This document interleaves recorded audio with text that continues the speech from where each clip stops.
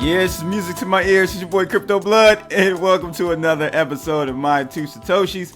It is July 16th, 2019. Shout out to Window F LTC out there on YouTube for this one. Smooth operator. I'm assuming you gotta be talking about Sade. I want everybody that's a Sade fan to go in the comments and let me know if you are fiending and yearning for another Sade tour. She hasn't toured and performed in over 10 years now, I think. Man, come on, Sade. You gotta come back with that soulful, good music. But anyway, thanks for the song request window. And I hope you guys are doing well today. Welcome to another episode. Today, we are going to be looking at NovaChain's exit scam. I didn't really know anything about NovaChain, but it caught my attention. I guess they had some bot trading that it promised like X amount of percent a day or a month. Listen, any trading program system that promises you or guarantees anything, you run fast. Run fast away from that. There is no holy grail in trading. If there were, they would not be soliciting it to you. There are profitable trading systems, of course, but a promise or a guarantee of X amount percent per month or per day, that's a total scam. So we're going to look at that article out of CryptoVest here in a second. And second, out of CryptoVest as well, my channel patron, crypto.com, or many of you probably remember them as Monaco. They have started shipping cards to the USA, so you guys can sign up for that if you are interested. There was a huge delay with Monaco, a year's worth of delays, because they were dropped by Wavecrest, which is a large credit card processing provider. They dropped them a year or so ago, and they had to kind of go back to the drawing board and get things back to where they wanted it, and now they are finally ready to launch this service. So we'll talk briefly about that. And then lastly, this is not a shock to me, honestly, but you've got people on Twitter, on Reddit, making fun of and celebrating Ethereum's demise amid founders' scaling concerns. I wouldn't be making fun of any project's demise. I think it's a little bit blown out of proportion, but it does show and highlight what I've been saying for a very long time. And I've been, of course, criticized for this because it's not obvious to the surface. You know, Ethereum is the most popular smart contract platform out there.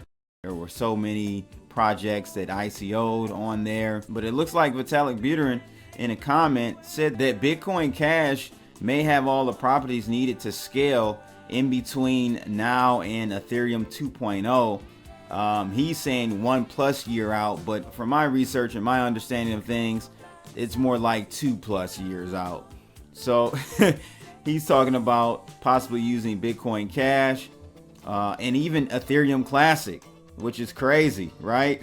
So it's just interesting to see him throw this out here, that other blockchains like Bitcoin Cash and Ethereum Classic may be a solution for them to scale in the interim. However, for me, the issue is cost of transactions. It doesn't matter if it's less costly. You need a solution that does not cost anything for transactions if you're really going to try to scale any type of smart contract blockchain. I'm still just so confused behind a lot of people's rationale on trying to scale or utilize a blockchain that costs you per transaction. Just does not make any sense from a scalable standpoint. He needs to really go ahead and use EOS in the interim to scale Ethereum, but hey, I know that's not going to happen. Anyway, we'll take a look at all three of these articles here in a second. But before we get started, shout out to Moon Lambo for the channel sponsor. You can check out moonlambotees.com, save 10% off any order if you use the word CryptoBlood10. And also smartcash.cc, voted #1 cryptocurrency in Brazil in 2018. And lastly, Bitcoin Confidential, an untraceable payments blockchain solution using RingCT. So check all three of those guys out in the description below. We did take a move back down. We essentially bounced off the backside of this trend line, which is not good. I'm not gonna lie. Let me just get rid of this. And so you can see that we pretty much, within a couple dollars here, people, we bounced off the backside of that trend line. which is not a good look.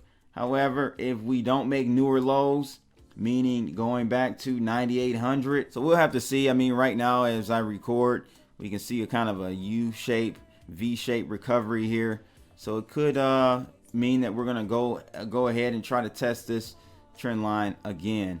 Second time is usually, testing the backside of a trend line is normally the breakout one.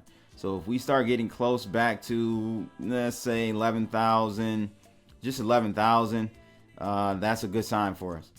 So let's just keep an eye out on it. First article is about Monaco, or also known as Crypto.com, the new branding. They started shipping their crypto cards today. So after moving to a dual token structure, it says Crypto.com and Crypto.com chain finally reached the goal of distributing cards to US-based users. It says Crypto.com reached the July 15th milestone to distribute crypto spending cards to US-based users. The MCO cards unveiled their new design based on user demand and will be carried by Metropolitan Commercial Bank. The MCO cards will carry no monthly fees or annual fees and up to 5% cash back, along with airport luggage perks. The CEO said that we are thrilled to announce our US launch date and unveil our new card range with the Frosted Rose Gold card. Unrivaled perks and incredibly powerful Crypto.com app make the MCO Visa card a must-have card for every cryptocurrency holder in the US. So it says the central hub of the crypto spending is the Crypto.com app, which can be used to reserve a card. The exchanges of crypto to fiat also happen through the Crypto.com app to be able to load the Visa card. Crypto.com, formerly Monaco, had a delay of around a year to launch its new cards after the loss of the Wavecrest provider made the old cards unusable. So there you have it. Just wanted to give you guys an update. I mentioned a few days ago and a few episodes ago that they were actually launching their new debit card, crypto card for the United States, and it is finally here. So check it out if you guys are interested. Crypto.com. I ordered mine last week, so it looks like I'll probably be getting mine soon. The next article is about NovaChain exit scams. After luring investors with trading bot, the promise for fast gains through a high-frequency trading robot enticed many to send funds to the NovaChain project. It says the NovaChain project seems to have made an exit scam after it went silent about a week ago, announcing a hack and delisting its Telegram channels and its site. Wow. Despite an earlier promise, for now there is no sign that NovaChain is returning. The disappearance of NovaChain also stopped the activity of the T-Rex arbitrage and trading bot. Just days ago, there was evidence that the bot was operational, taking advantage of increased volatility and potential Bitcoin to make fast gains. Yeah, I know when I was in Vegas last year, there was I don't know how I ended up getting wrapped into this room, but I thought there was a speaker. Ended up being some type of arbitrage bot that guaranteed you, I don't know how many percent, 1% a day. I'm like, come on, man, get the hell out of my face with this stuff. But it says what was different about NovaChain scam is that it used influencers on social media to entice new investors to put their Bitcoin into the scheme. In a way, NovaChain resembled the now defunct BitConnect pyramid scheme, where YouTuber influencers built the mass of the following. It says the news of problems with NovaChain broke down the market price from 20 cents all the way down to almost 1 penny. The native token was only traded on a single exchange on very low volumes. There you have it. Again, just to let you guys know, do not fall for any trading investment service that says they can guarantee you anything, because the markets can go silent, you can lose volatility or price action in the markets, and that trading platform or trading system won't work. So you can't guarantee anything. It's all predicated on market price action and volatility. So you can pause, right then and there. If the first thing you see is guaranteed profits, run.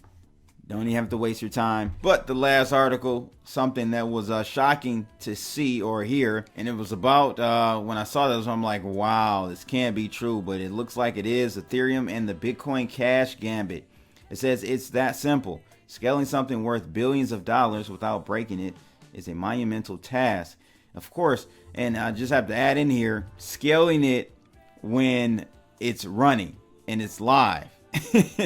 That's the problem for me. It's like you're trying to fix an engine while it's running. It says here development roadmaps have regularly been delayed. The founder and Ethereum developer Vitalik thinks that the next era of Ethereum is at least a year off, but in the meantime, Bitcoin Cash may have all the properties needed to scale. In the long term, he says, 1+ year out, the scalable data layer is going to be Ethereum 2.0 because its planned 10 megabytes per second data throughput is much higher than that of any existing blockchain. In the short term, however, we can start working on these techniques immediately by using existing blockchains, particularly those that have lower transaction fees per byte than Ethereum as the data layer. Buterin lists off reasons that Bitcoin Cash is a worthy blockchain to build on while Ethereum's network remains constrained by its initial design choices. For one thing, he points out that Bitcoin Cash as a community welcomes its blockchain to be used and makes space to do so plentifully. He said the Bitcoin Cash community seems to be friendly to people using their chain for whatever they want as long as they pay the transaction fees. He cites memo.cash, a site which allows you to store any data you like in the Bitcoin Cash blockchain, as an example. Buterin cites Bitcoin Cash's low fees, which he says would not be possible on Bitcoin, as well as existing Ethereum Bitcoin infrastructures like btcrelay.org. While there is still a cost associated with Bitcoin Cash transactions, the ample space on the chain enables arbitrary data storage. Some people on Twitter took the opportunity to celebrate the supposed death of Ethereum. The contention seems to be if Ethereum needs outside help while it solves its scaling problem, the chain is doomed to failure. This guy Dave Moore says Ethereum is a dead end. It has a bad security model and it doesn't scale. This is very true, people. Been saying this for a long time. He goes on to say, and you can do everything on Bitcoin where you don't have those problems. I disagree with that. Vitalik Buterin is merely analyzing the situation as rationally as possible. As always, the existence of other chains which might reasonably interact with Ethereum is just one of many possible temporary solutions. However, make no mistake, long-term, Buterin expects Ethereum itself to be capable of processing more transactions than any other blockchain architecture. Bitcoin Cash is but one option. Buterin also considers Ethereum Classic. He notes it retains a fast block time, but points out that it's going to be relatively more expensive than Bitcoin Cash. My thing is, how can you promise that Ethereum 2.0 is going to be faster than anything out there when it's going to take 2 years to launch? So with that statement, he's essentially saying that everyone else is going to stand still for the next 2 years and then wait for Ethereum 2.0 to come out. Then they'll continue development. Not happening.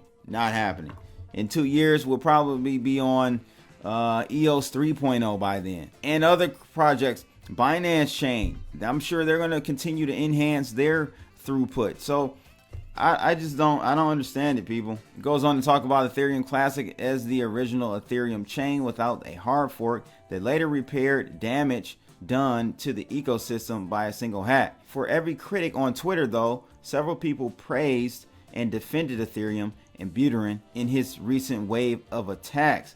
This guy Jacob Lau says, on the protocol level, Ethereum parity debacles of 2017 show that the fast and loose software philosophy that dominated web development is dead. Modern Ethereum devs are moving towards patient development with formal verification. Another guy says Ethereum is dead, Twitter gloating at all-time highs today. So I just bought a lot more ETH with fiat. We'll see in 2 years whether I'm a 10x investor or reckless. Skin in the game, he says. You're going to be reckless, my friend. A project like Ethereum is a marathon, not a sprint. In this era, it's far from the only option. People who've developed on Ethereum, for example, can port their projects to other chains such as Tron with little friction. I don't know why they're using Tron when it really can be ported to EOS, which Tron is a copy of EOS. Again, I don't understand the lack of recognition for the superior blockchain. That makes me just continue to buy. EOS tokens. I'm not going to lie. An essential aspect of Ethereum's survival moving forward will be its ability to remain nimble and respond to changing landscapes. That Ethereum might embrace another blockchain such as Bitcoin Cash or utilize its resources speaks volumes about the differences in attitudes. Some projects would consider the notion absurd on its face, while still others are dedicated solely to creating interchain operability. It goes on to say it's pathetically early to call the death of something which has such a rich capitalization and enjoys such wide support. Indeed, if Ethereum's dead just because it's willing to consider short-term solutions, does that make Bitcoin dead when it embraces second layer scaling solutions via Lightning Network? Bitcoin is dead as far as trying to be a means of payment. Yeah, it is. It surely is. Bitcoin is a digital asset nowadays. It didn't start out that way, but due to I don't know who you want to blame. There are people that want to can point the finger at different parties, but yeah, it was not always intended to be a digital asset only. There definitely was room for it to be a payment solution as well, but hey, it is what it is. This one guy on Twitter, White Rabbit, says, right when you think Ethereum isn't bad enough, Vitalik proposes the ultimate shitcoin sandwich, METH and Bcash. Oh man, they're going hard at Vitalik Buterin. Me personally, I think it's good that he's open-minded and not scared to have these type of discussions. Though, again, you're going to have the trolls out there that are definitely going to eat this up. You have to get credit where credit is due. Ethereum, Vitalik, and Hoskins, they pioneered this thing, man. And Ethereum is definitely a blockchain that you have to credit as being the first one from a smart contract perspective to really push and move us past this Bitcoin non-Turing complete blockchain. So, we'll have to see what happens, but I've already given you my verdict a year ago.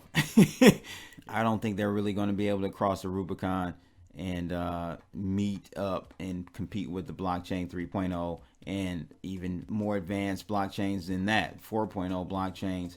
I don't think they're going to be able to do it, but they definitely had their part in this evolution of blockchain. So we'll see what happens. I mean, there are definitely a decent amount of enterprises using private versions of Ethereum, but those types of iterations of the Ethereum blockchain have been highly modified to fit the use for those corporations and enterprises. So look at Hyperledger. I think Hyperledger was a spinoff of Ethereum. But yeah, we'll see what happens. You guys let me know your thoughts about this comment by Vitalik Buterin. Do you think this means anything? How are you feeling about Ethereum and its scaling and its progress? Do you think they're going to be able to scale or not? Let me know your favorite smart contract blockchain in the comments below. That's pretty much it for today, ladies and gents. Shout out again to my man Window F on YouTube for the song request, Smooth Operator by Sade. And again, it's your boy Crypto Blood, and make sure you guys like, share, and subscribe. Click that bell, all that good stuff. And that's my 2 Satoshis for July 16th, 2019. I'm out of here, people. Holla!